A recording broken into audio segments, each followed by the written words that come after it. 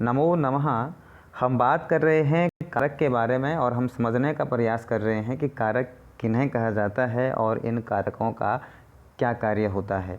हमने जानने का प्रयास किया था कर्ता कारक के बारे में। हमने प्रमुख सूत्रों के माध्यम से ये समझने का प्रयास किया कि कर्ता कारक किसे कहा जाता है और इसकी विभक्ति कौन सी होती है।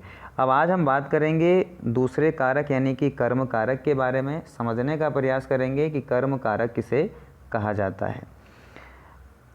कहते हैं कर्म कारक, सूत्र आता है पहला कि कर्तुरीप सिद्धम कर्मः। सूत्र क्या आता है? कर्तुरीप सिद्धम कर्मः। इसका अगर हम विच्छेद करेंगे तो विच्छेद बनता है कर्तुः ईप्सिततम, कर्तुः ईप्सिततम कर्म, अर्थात कर्ता जिसे सर्वाधिक चाहता है उसे कर्म कहा जाता है। जैसा कि मैंने आपको पहले बताया भी था, कर्ता किसे कहते हैं तो क्रिया संपादकः कर्ता, यानी कि जो क्रिया करने वाला है वही कर्ता है। अब जो कर्ता है वो क्या करता है? क्रिया करने वाला है। तो कर्ता जिसको पाने के लिए क्रिया करता है उसे क्या कहते हैं? कर्म कहते हैं। या फिर जिसे वो सर्वाधिक पसंद करता है उसे कर्म कहा जाता है। जैसे लिखा भी है कर्तुरीप सिद्धम कर्मः, कि कर्ता की अत्यंत इच्छा जिस काम को करने में हो उसे कर्म कारक कहा जाता है। या दूसरे शब्दों में कहें कि क्रिया का फल जिस पर पड़े वही कर्म कारक कहलाता है। कर्म कारक का चिन्ह क्या होता है? को चिन्ह होता है। जैसे देखिएगा कि रमेश फल खाता है, रमेश फल खाता है। सबसे पहली बात देखें यहाँ पर क्रिया क्या हो रही है? क्रिया हो रही है खाने वाली। कौन खा रहा है? यानी क्रिया कौन कर रहा है? तो क्रिया कर रहा है रमेश। तो जो क्रिया करे वो कौन है? वो करता है। यानी यहाँ पर क्रिया है खाने वाली, खाता है क्या है? क्रिया है, और कर्ता कौन हो गया? रमेश। ये जो क्रिया हो रही है खाने वाली किस चीज़ को पाने के लिए की जा रही है? किसके ऊपर हो रही है? तो ये क्रिया हो रही है फल के ऊपर। तो इसे क्या कहेंगे हम? कर्म कहेंगे। और इसका अनुवाद क्या बनेगा? रमेशः फलम खादति। दूसरा एग्जाम्पल है मोहन दूध पीता है। मोहन दूध पीता है, क्रिया है पीने वाली। क्रिया कौन कर रहा है? क्रिया कर रहा है मोहन, यानी कर्ता कौन हो जाएगा? मोहन हो जाएगा। अच्छा, क्रिया का प्रभाव कहाँ पड़ रहा है? यानी कि मोहन किस चीज़ को पाने के लिए क्रिया कर रहा है? तो वो दूध को पाने के लिए क्रिया कर रहा है, दूध पीने के लिए क्रिया कर रहा है। तो मोहन दूध पीता है, यानी यहाँ पे दूध क्या बन जाएगा? आपका कर्म बन जाएगा। अनुवाद क्या बनेगा? मोहनः दुग्धम पिबति। अब समझने वाली ये बात है कि जब कर्म कारक होगा, यानी जब हम कर्म पहचान लेंगे वाक्य में, तो वहाँ पर हम कौन सी विभक्ति का प्रयोग करेंगे? तो दूसरा सूत्र आता है कि कर्मणि द्वितीया। कहता है कि कर्म कारक में कौन सी व्यक्ति होती है? द्वितीय व्यक्ति होती है। यानी कि जब भी आप कर्म को ढूंढोगे वाक्य में तो कर्म में कौन सी व्यक्ति लगाओगे? कर्म में हमेशा द्वितीय व्यक्ति का ही प्रयोग करोगे। अनुवाद पे देखिए, गीता चंद्रमा को देखती है।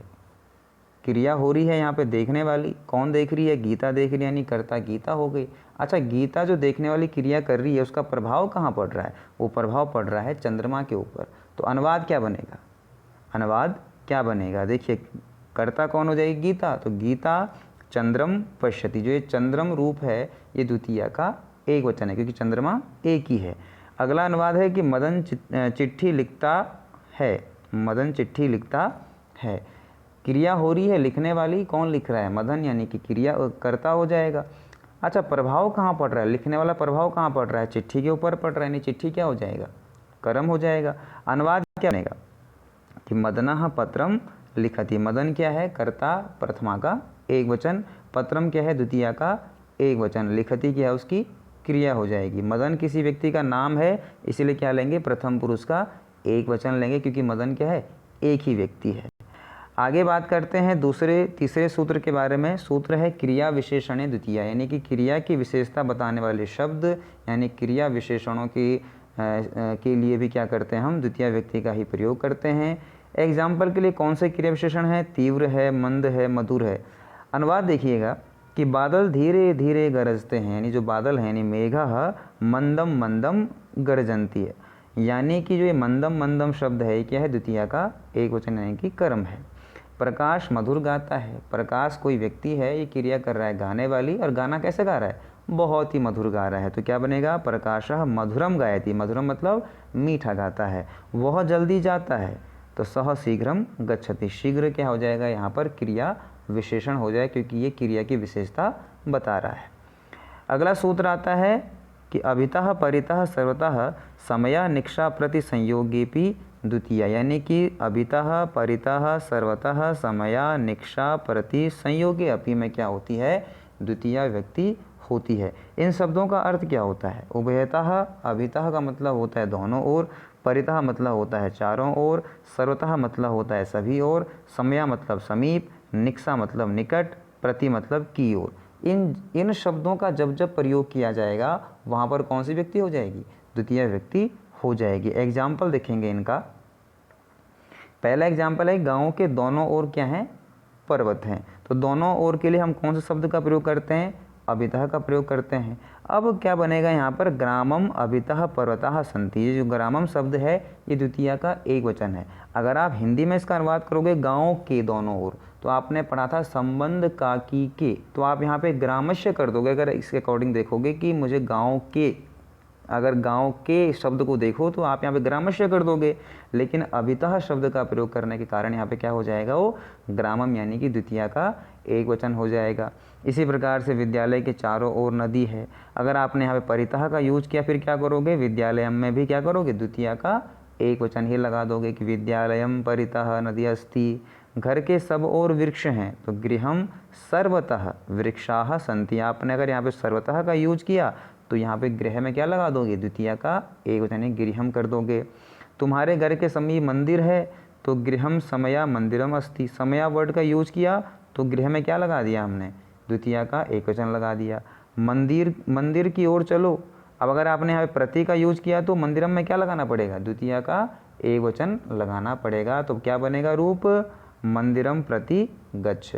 यानी कि जब जब आप इन शब्दों का प्रयोग करोगे, अभितः परितः समया निक्षा सर्वतः, तो आप हमेशा क्या करोगे, द्वितीया का ही वहाँ पर प्रयोग करोगे। आगे बात करते हैं अगले सूत्र के बारे में। सूत्र है काला ध्वनोर अत्यंत संयोगे द्वितीया। कहता है कालवाचक यानी समय को बताने वाले शब्द, मार्गवाचक यानी कि रास्ते को बताने वाले शब्दों में क्या होता है, द्वितीय व्यक्ति का ही प्रयोग होता है। कहता है कोस भर नदी टेढ़ी है, यानी कि कोस भर चलते चलते अगर आप देखोगे तो नदी कैसी है, टेढ़ी है। तो कोस क्या बता रहा है, उस मार्ग के बारे में बता रहा है, उस वस्तु के बारे में बता रहा है। तो क्या बनेगा, क्रोशम कुटिला नदी। मैं महीने भर व्याकरण पढ़ा, यानी मैंने एक समय विशेष में क्या किया था, व्याकरण को पढ़ा था। तो महीना भर क्या हो गया, एक समय विशेष हो गया। तो क्या बनेगा, अहम मासम, ये मासम क्या हो गया, द्वितीया का एक वचन। तो अहम मासम व्याकरणम अपठम। अगर अगले सूत्र की बात करें कि विना योग्य द्वितीया, यानी जब भी विना शब्द का प्रयोग करोगे, जहाँ भी विना शब्द का प्रयोग हो रहा होगा वहाँ पर क्या हो जाएगी, द्वितीया व्यक्ति आ जाएगी। आपने कहा कि परिश्रम के बिना विद्या प्राप्त नहीं होती है या विद्या नहीं होती है, तो अगर आपने विना शब्द का प्रयोग कर दिया तो आप क्या करोगे, परिश्रम में द्वितीया का एक वचन लगा दोगे। अगर वैसे देखो तो क्या लिखा, परिश्रम के बिना, काकी के चिन्ह आ रहा है, संबंध का चिन्ह आ गया। अगर आप काकी के अकॉर्डिंग लगाते फिर क्या बोलते, परिश्रमस्य, षष्ठी का एक वचन का यूज करते। लेकिन बिना शब्द के साथ हमेशा क्या करोगे, द्वितीया का एक द्वितीया विभक्ति का ही प्रयोग करोगे। तो क्या बनेगा, परिश्रम बिना विद्या न भवति। अगला है धन के बिना लाभ नहीं होता, तो धनम बिना लाभम न भवति। आपने अगर बिना शब्द का प्रयोग कर दिया तो वहाँ पर क्या करोगे, द्वितीय विभक्ति का ही प्रयोग करोगे।